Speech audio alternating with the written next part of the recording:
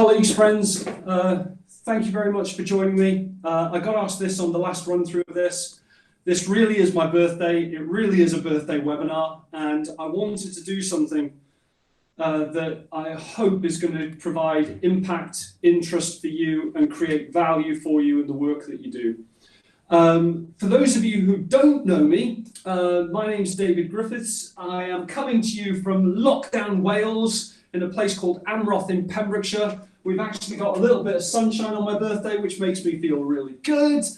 I've been involved in knowledge management as a consultant, advisor, speaker, author for, the last 12 years with K3. We've now got the Good Life Work project, which is our change management element, if you like, of knowledge management. I've done over 125 knowledge management, learning organizations, change projects in 17 countries. I've worked across sectors from pharma to aerospace, government to energy, and I've even acted as a benchmark partner for a large consulting organization where I developed and created the benchmark model for them. So that's my background. What I want to be able to do for you today is I want to scratch the surface, if you like, on some of the science. I believe that what we need to be doing is very much taking an evidence-based approach to knowledge management. So I want to share with you some of the science behind what goes on. I don't think we should dumb anything down. From there, I'm going to take you on a little bit of a journey and show you some of the challenges that are being talked about in KM today. I then want to talk to you about ProPie, which is anonymized, but is one of the world's best known brands. And it's about what they're doing with knowledge management. And I've had to anonymize it because some of it needs to change, okay? I'm then going to move to give you practical tools, practical insights into things that you can take away and start using now, okay? We're still getting a lot of people trying to enter. There was a large sign up for this, so I believe we're going to have to get going to be fair to all of you. So I'm going to put the slides up. We're going to go to presentation, and bear with me.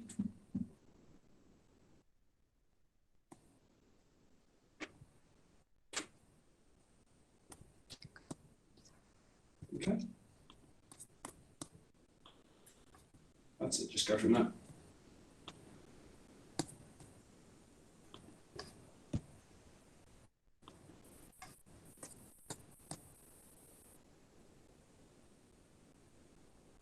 Okay, so bear with me a second, we'll reset the slide deck. Can you see we've just done this? This is one we prepared earlier. Eva, can you just let me know, can you see me and can you see the slide deck? Yes to both. Thank you very much. So can you just move forward to 2? Yes, please. So for me, we often shy away from the science because it's seen as academic, but for the last 12 years, I'm passionate about an evidence base. And for me, science is a candle in the darkness of uncertainty that we deal with KM. It's something that we can default to. My colleagues, friends out there, I know that many of you will have business degrees, KM certification courses, etc. And whenever we're faced with uncertainty, business schools, KM certification tends to default to arguments such as standard deviation and probability spreads. But these are not very palatable at times. They don't really help us. They are great to provide ranges. For example, 95% probability plus minus 5%. But the closer we get to the margins, the more value that gets lost from that, and it creates more uncertainty, not certainty. However, for me, there are laws, theories, frameworks from the physical world that help us to bring insights in how we can better understand organizations. And that's where my journey began. I started my PhD and I came to the challenge of knowledge management. And I started looking into what I called the delta, which is understanding that point of impact and value creation and quantum mechanics, because what we deal with is uncertain. And quantum mechanics explains a lot of things for us. First of all, there is something called the uncertainty principle attached to quantum mechanics. And what it basically says is that it's impossible to know the exact current state of a physical object, or the current state of knowledge management, and its momentum. Part of the challenge that we have as knowledge managers is a lot of the work that we do is rear-facing. We're in a situation where we deal with lessons learned. Well, the lessons learned is anywhere from 6 months to 2 years old. It's historic. By the time that we get the data and information to report on results, it's already old. The momentum of knowledge management has gone on. What we do now, because of old data, is start to disturb that momentum, to influence it. And for me, that's not very palatable. From the uncertainty principle, we get to understand that to measure anything, that we need to give it meaning. The more meaning that we can bring to it, the more that we can understand the unknowns that influence us, that disturb us. So any of you are familiar with the Rumsfeld conundrum, the notion of known unknowns, unknown knowns, and unknown unknowns, they are really the things that challenge us with knowledge management. And so for us, we can bring meaning to something. Then in bringing meaning, we can make better sense of what we're doing, and we can measure it. Because this is critically where knowledge management falls short. We fail to clarify its meaning to the users, the people that are actually going to engage and be involved with our solutions, our initiatives, our platforms. They are the ones that attach meaning and value to what we do. So if we don't understand the meaning of knowledge management, then how can we measure it? Because if we don't understand the meaning, we can't actually put together methods, frameworks, experiments that can help us to determine the impact that we are creating. And ultimately, we need to do a better job of rapid sense making. We need to develop insights into the unknowns, and in doing that, we need to limit the potential for unintended adverse consequences from what we do. And I'm going to talk to you a little bit today about the practicalities of this, what's actually happening in organizations, and how what's seen as a good idea for knowledge management actually creates unintended consequences that aren't great. Once we've defined knowledge management, we can deploy the methods that I'll talk about later. We can start to understand uncertainty, and we can strive to develop meaning and value for the people who engage with our initiatives. And that ultimately is what we're after, meaningful value. Go to the next slide. So, this is recent information. For those of you who look at knowledge management reports, for those of you who follow me on LinkedIn, you'll have seen some stuff come out on this. And this could have been written 20, 25 years ago. And that's the concerning part. We don't seem to be moving things along. We don't seem to be progressing. Deloitte, late last year, reported that 82% of respondents, all right, stated that knowledge management is struggling to move knowledge to action. Think about that. You and I as knowledge managers, fundamentally 82% of all the people responding in organizations state that knowledge management is struggling to move knowledge to action. That suggests to me that we have a problem in meaning and value. Not only that, Deloitte again are reporting that knowledge management is struggling with fundamentals, what it actually is and what it actually delivers. Again, meaning and value. APQC, this has come out this year, 77% of their respondents said communities of practice are not highly critical to their work. 84% of the respondents stated that social networks are not critical to their work.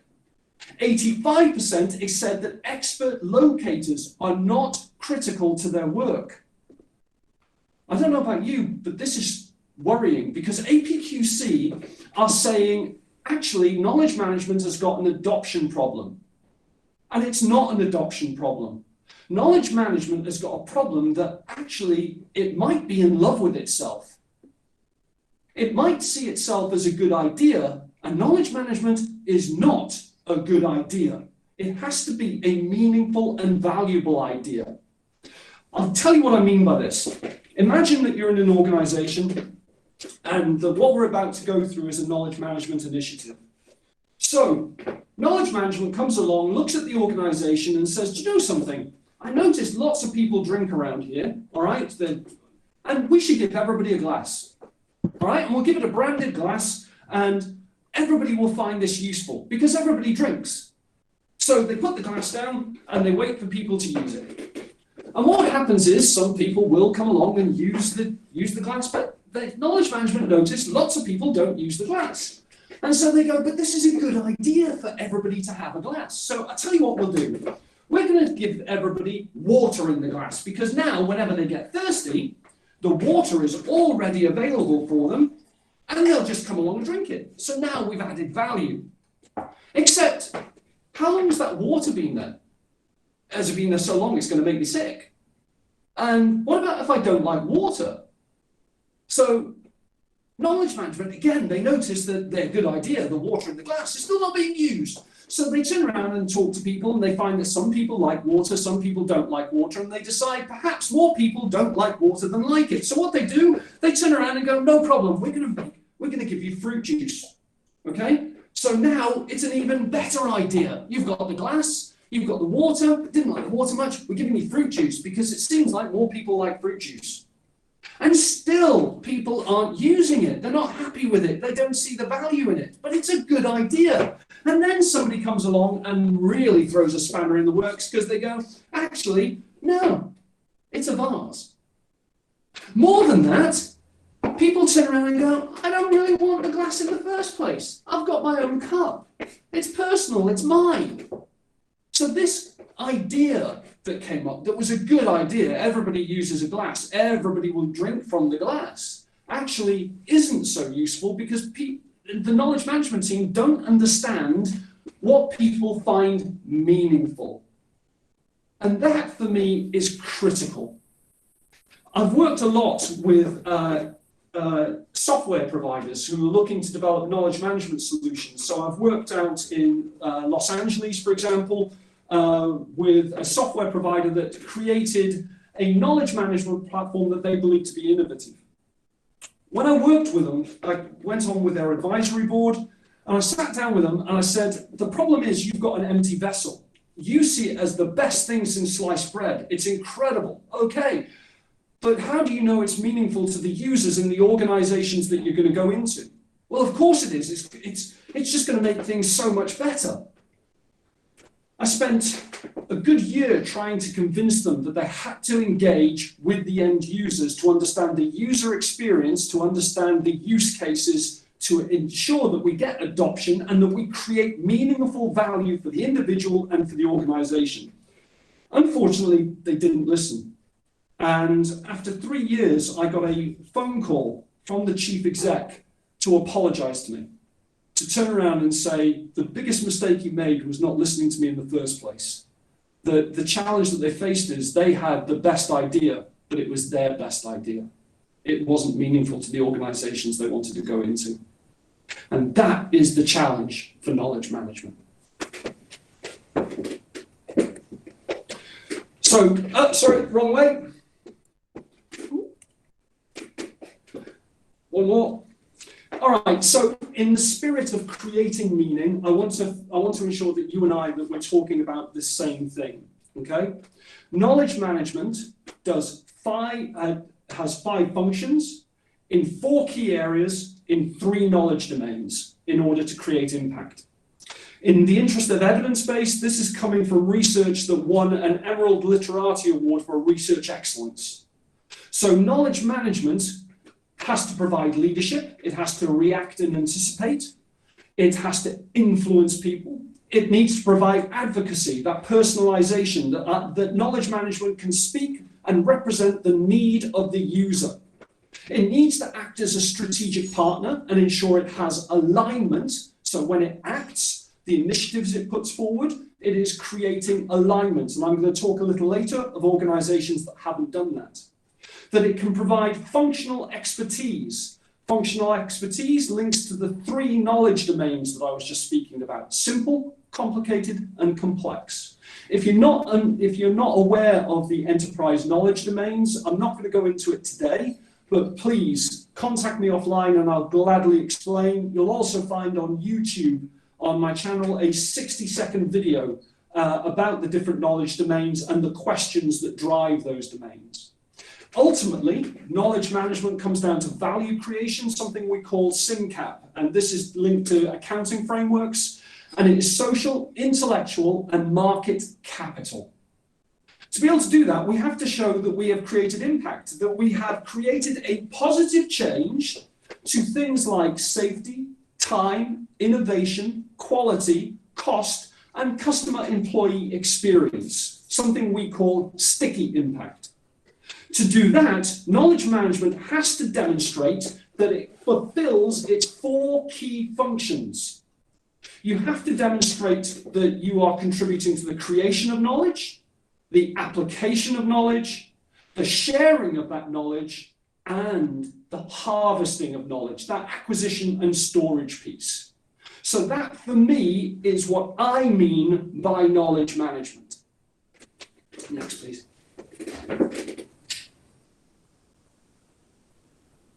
So this is an example of a good idea. This is coming out of a US contract research organization, so out in the pharmaceutical world. And when I went in to work with them, they were looking at how can we demonstrate that knowledge management is important to this organization and that we're not spending enough money on knowledge management.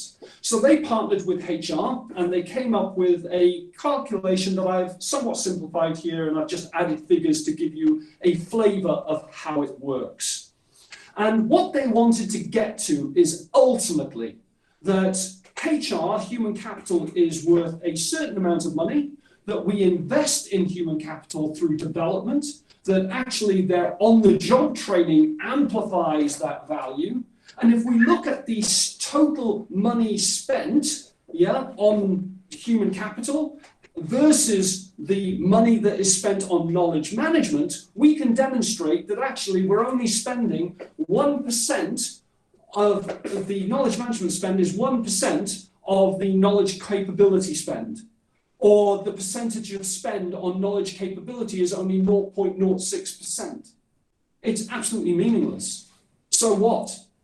Actually, the money that we are spending, is it doing its job? Is that what's valuable to us? Is it achieved it? How will this create any impact, any meaning, any value for the user or for the organization? This doesn't actually mean a thing. It is a presentation of a good idea that ultimately we are hoping to pull on the heartstrings of our sponsors, the people in the senior leadership team, that will allow us to access resource to go out and do good knowledge management ideas. That, unfortunately, is not good enough, and that's where knowledge management gets into trouble. With part of this, one of the stories that I want to share is in looking, and in fact, I'm going to wait. Go on, next slide for me. So this is ProPie. ProPie, as I said to you, is one of the world's leading brands. I promise you, you would know their name. You'd have to hide under a rock to not know. The knowledge management team were presented with an opportunity last year going into this year now, because of COVID.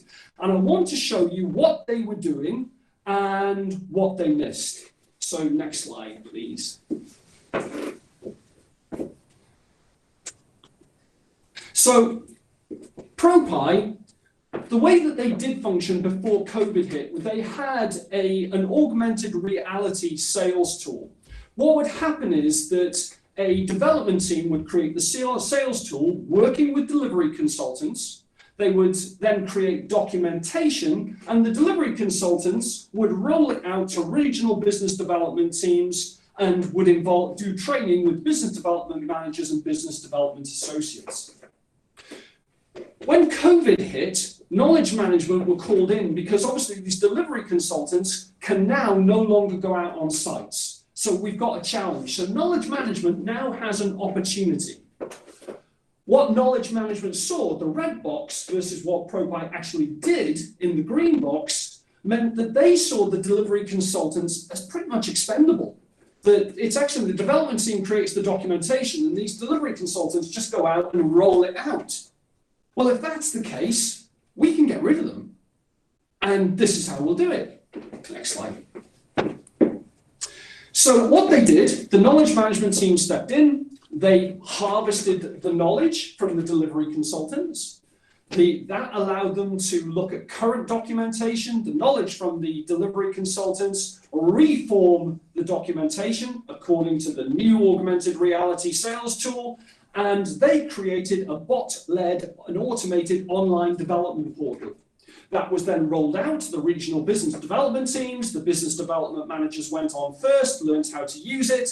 Then the business development associates went on. The business development managers support the business development associates. And knowledge management looked at access rates and completion rates and said, bingo, we can demonstrate that everybody's been on there. Their completion rates look good because they're all answering these questions about the tool and its use. So now we have demonstrated that we have created impact because now these delivery consultants will show you how much money we've spent with time saved on site, getting rid of them, the amount of time, the cost for those consultants, and there are your results. Unfortunately, the senior leadership team disagreed with them because knowledge management missed the meaning and the value of what was going on. This is what really happened. So we've got this, all the grey boxes are what knowledge management actually missed. So for example, just at a base level, and some of this is being simplified, but to give you an idea, they really missed looking at the stakeholders and who was interested and who had influence in what was going on. If they found out who was interested and who was influencing, they would have found out that what they were really interested in was maintaining sales and seeing an uptick in sales in COVID conditions.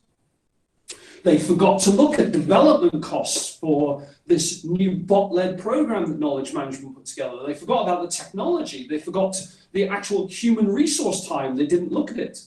They missed the fact that the delivery consultants didn't actually want to share their knowledge because they were under threat. They didn't feel safe.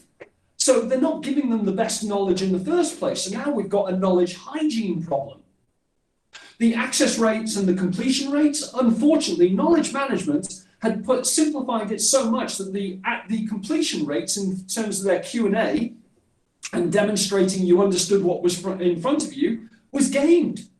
So it was actually low-level data and pretty meaningless data.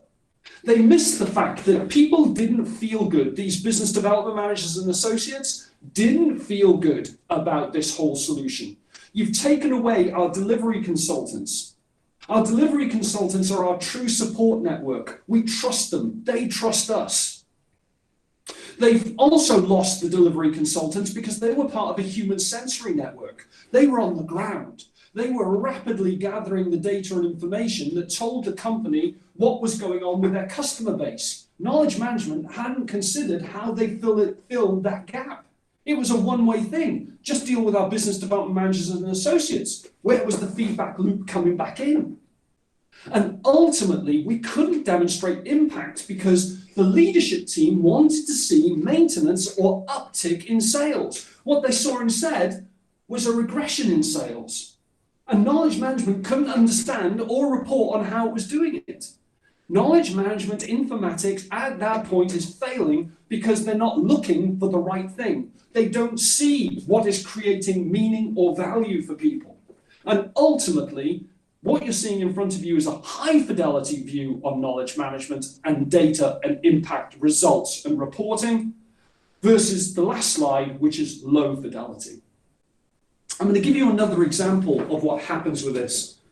So I was working with a pharmaceutical company and I was called in to look at their European, Asia Pacific and US operations in looking at it from a knowledge management perspective. And if you can imagine, they have clients, those clients interact with all three regions. So they want a harmonized experience for these three regions, the client within those three regions. What they also want is high levels of knowledge sharing, intelligence about the client, what they're asking, our responses, how quickly we respond to retain those clients.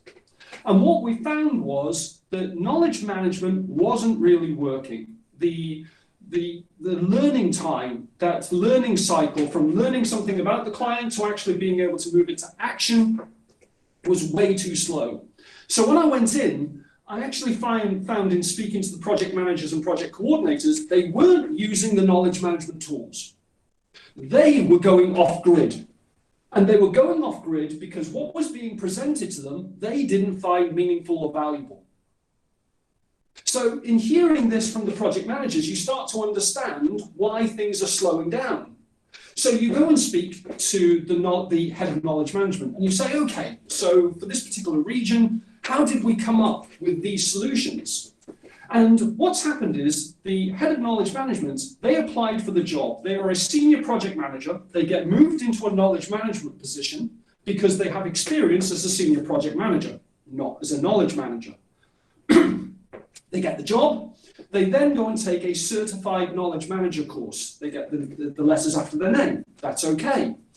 So I have to ask, is it possible to know everything about knowledge management from a 1 or 2 week course? There's a challenge in itself. They come back into the job and they now decide to move to action. They want to create impact. They want to create value. They want to show what they bring to the job. So they create solutions. And when I asked them how they come about forming those solutions, the response was, I have been a senior project manager. I know what these people need. So I have given them what they need.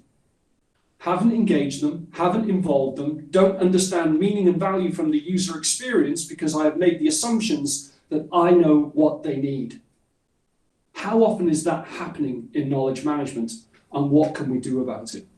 That becomes one of our biggest challenges.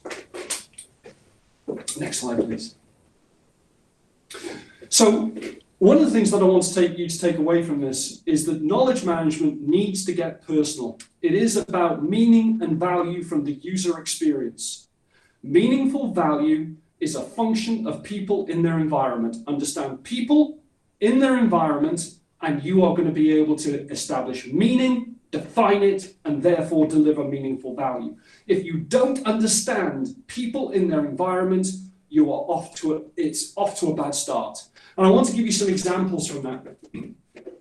So a recent experience, a German shipping company, the knowledge manager is coming forward and going, yeah, COVID, we're off grid. It's one of those things at the moment, they're not interested in us. That idea of people with influence and interest. So the leadership team, they're not interested in KM anymore because we can't do anything to help them.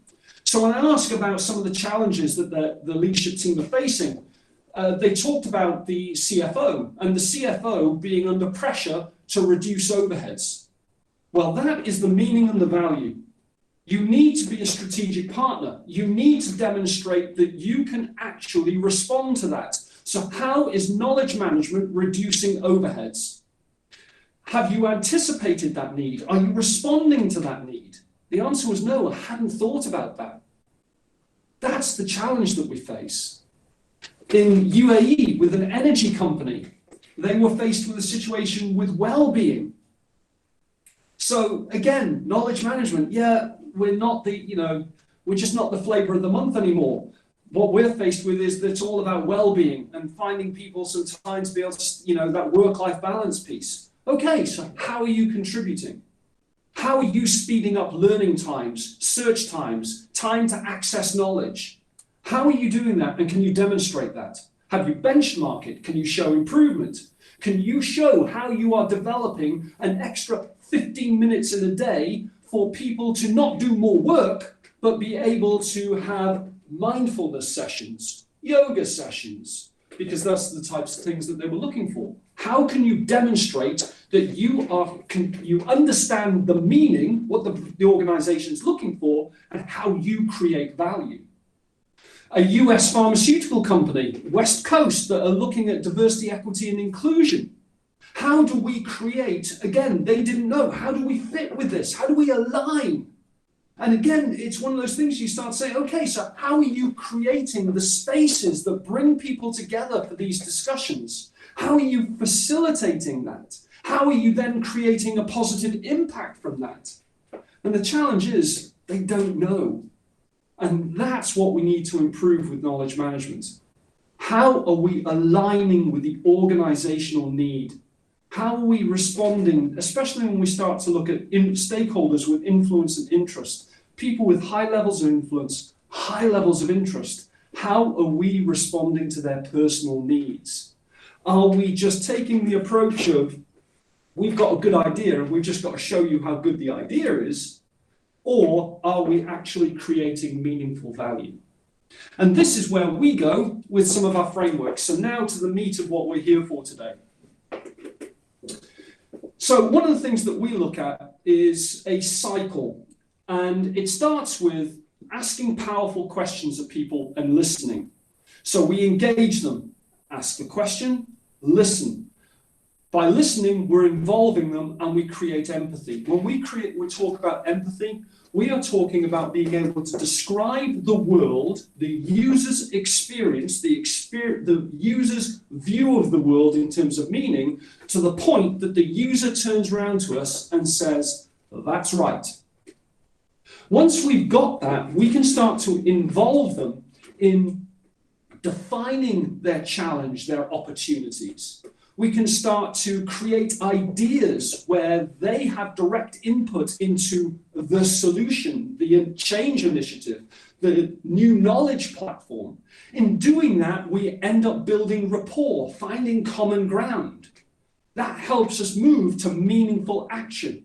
Meaningful actions, when people can see that they're meaningful and that their actions, it affords us influence.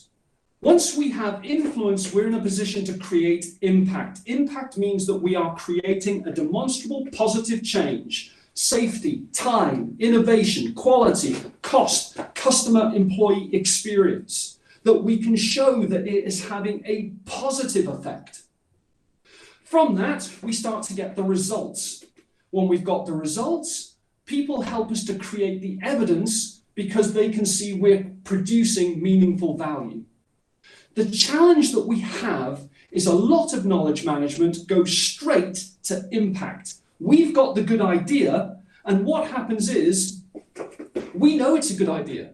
And if you don't get it, if you, the user, don't understand our initiative, I'm going to come out and I'm going to persuade you. I'm going to tell you how great this is. I'm going to show you how easy this is to use our platform. Look how simple it is. And I'm going to tell you just how much value it's going to create for you. And we wonder why we don't see knowledge management adoption.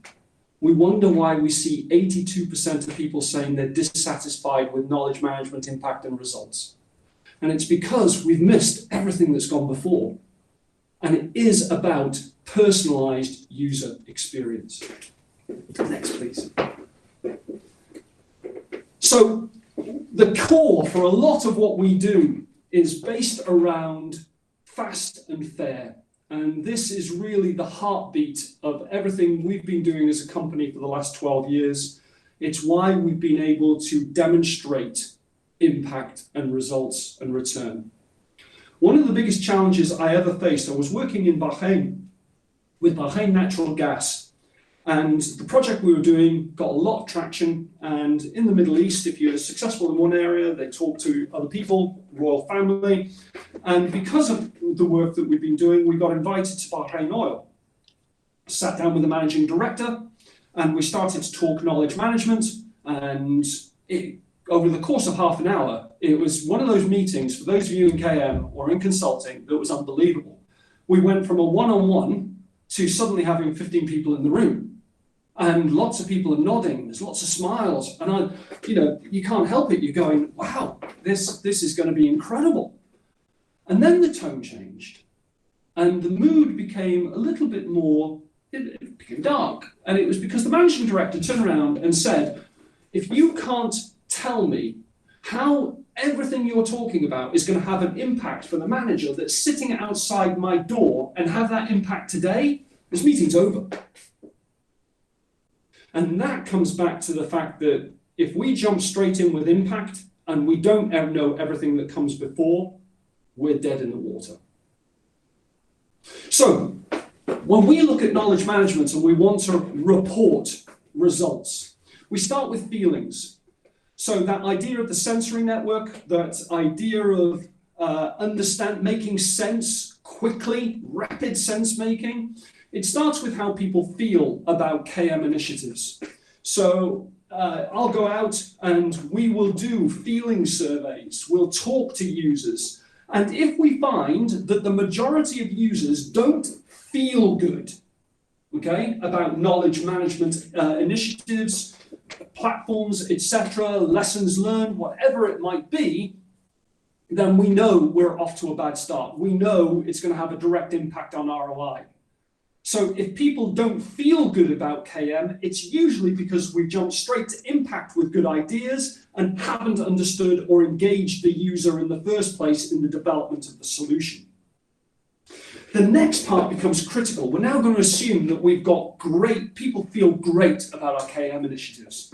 We now move to access to action. And this is the important part.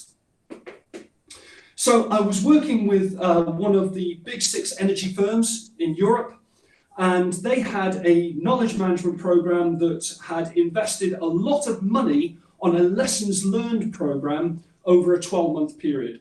I went out and met the head of the lessons learned program, and he was very quick to tell me how great and how much impact his program had on the organization. So I'm curious, okay, how do we know? Well, 12 months ago, we had 100 lessons learned. We now have 1,400 lessons learned. That demonstrates that we've had an impact. It doesn't tell us anything. How many people are accessing the lessons learned? How many people, once they've accessed the lesson, find it meaningful and valuable enough to move to action? So they couldn't respond to that, which means that you can't actually talk to me about anything that comes next. You can't talk to me about impact and results, never mind ROI.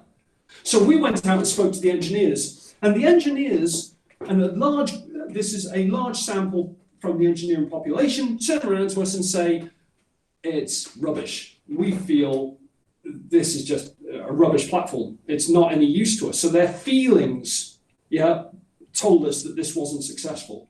When we then asked them, what brings you to feel that way? Okay, well, 90% of what we find in these lessons learned, it's basic knowledge. Everybody knows it. The other 10% is written in such a way that 90% of the people that read it can't understand it. So it's useless. So we don't use it. So now we've got somewhere in the region of 1.4 million spent on a lessons learned platform that the measure for it is it's successful because it's had 1,400, an increase of 1,300 lessons learned. When the user doesn't find it meaningful or valuable, it's not going to have the impact. In another example for you, and again, a major pharmaceutical company. This is going from work that has been going on now December, January time, where they have a brand new knowledge management initiative. And what they want to do is they're going to get their senior project teams to share knowledge about products and services. Okay? So they've created the portal for it. And the way they're going to do this is you contribute a knowledge nugget. When you contribute the knowledge nugget, and people like it, they give you thumbs up, you will get points. And in this particular company, points mean prizes, because now you can go to the company store and you can use these points to buy things. The more points you get, the bigger the prize. Sounds good, doesn't it? Except it's a popularity contest. It's gamified. It doesn't tell us, and the users, by the way, told us this. It's a case of get as many people as you know to like it, to get as many points, and off to the store we go and we get prizes. Well, if people contributing their knowledge are motivated by these points for prizes approach, that's great. I don't have a problem with that, all right? That's meaningful and valuable to them. We're off to a good start. But actually, it doesn't demonstrate anything for us. So we tweaked it. You get the points as a knowledge contributor only when somebody then reciprocates by contributing a use of that knowledge. So thanks very much, Dave. I accessed this knowledge or this knowledge nugget. I've now used it, and this is what happened.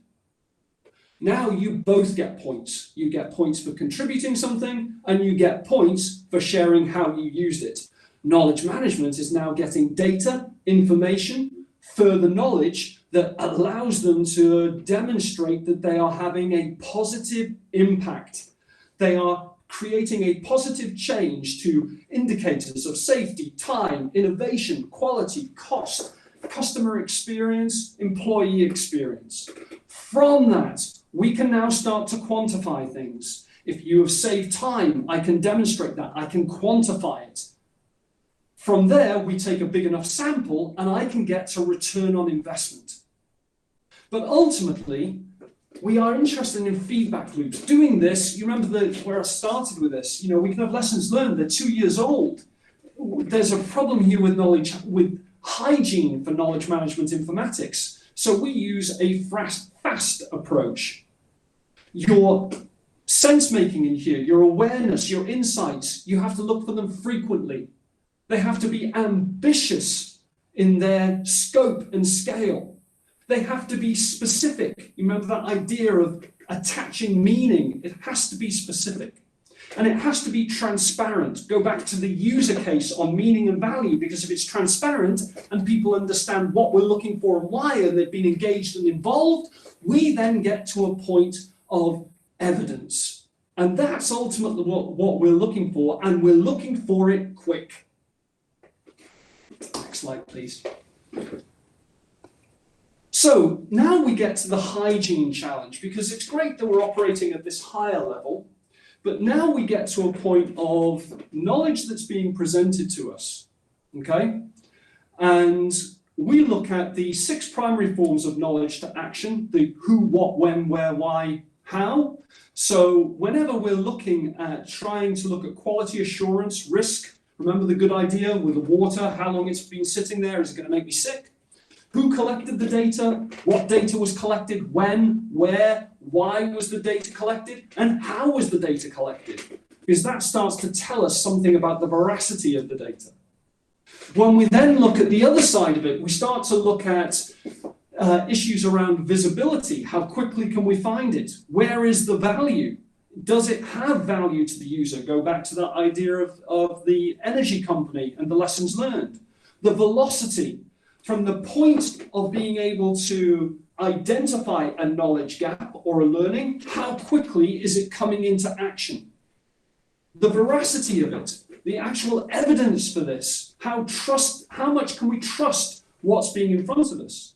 The variety of data. This is important as we move from the simple enterprise knowledge to management domain, where there's only one right answer. We know we need low levels of variety, to highly complicated or complex challenges that need greater variety. And then that links to the volume of data. It's great that we've got variety, but do we have the volume to support it? And for me, this all links together. So you're starting to get an understanding of that cycle from questioning right the way through to delivering meaningful value. That notion of fair and fast, and then really getting into the KM informatics and knowledge hygiene around some of the fundamental questions that we need to be asking about the knowledge base that we've created or that is being used. And for me, a lot of what happens is too slow. It needs to be speeded up. It's about that notion of fast. It's about rapid sense making.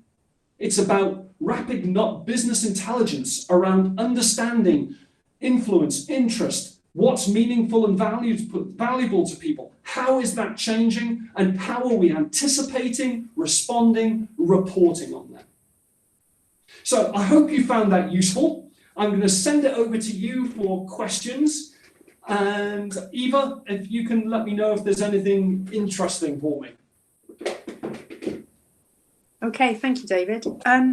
There's one question